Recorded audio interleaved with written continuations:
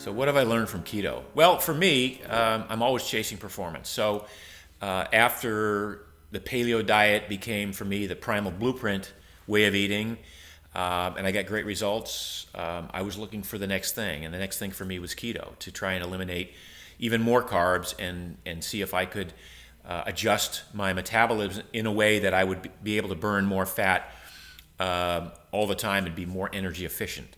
So as I got deeper and deeper into this ketogenic lifestyle, as I looked at the results from some of the research, D'Agostino, Wilder, some of these guys that were really, Finney and Volek, the guys that were really digging deeply into ketosis and ketones, I sort of realized that at the end of the day, it's not really ketones that we're trying to achieve with our way of eating. It's what I would call metabolic flexibility. It's the ability to become efficient at deriving energy from whatever fuel source is available, whether it's the fat on your plate of food, whether it's the fat on your thighs, the carbohydrate on your plate of food, the glucose in your bloodstream, the glycogen in your muscles, or the ketones that your liver makes. And metabolic flexibility really is a condition that we arrive at when we've kind of tuned our metabolism by sometimes eliminating carbohydrates, by sometimes choosing not to eat for long periods of time. So fasting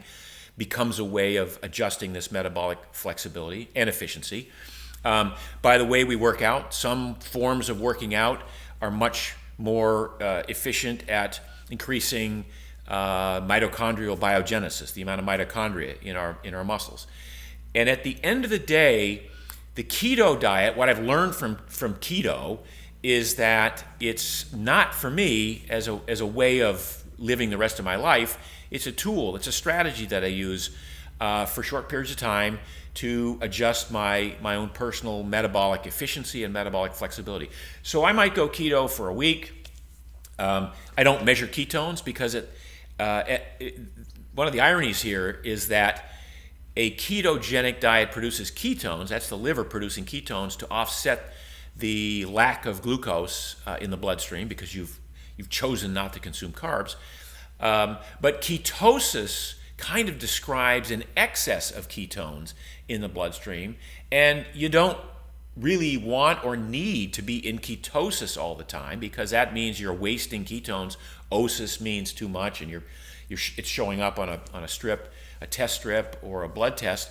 You want to be metabolically efficient and metabolically flexible to the extent that your liver just produces enough ketones to fuel the brain. The muscles get most of their energy from fat when you're not eating, and that when you do consume carbohydrates, the glycogen stores fill up, and then you do a workout and you can exhaust them, and you get this lovely, amazing, elegant throughput of all these different energy substrates.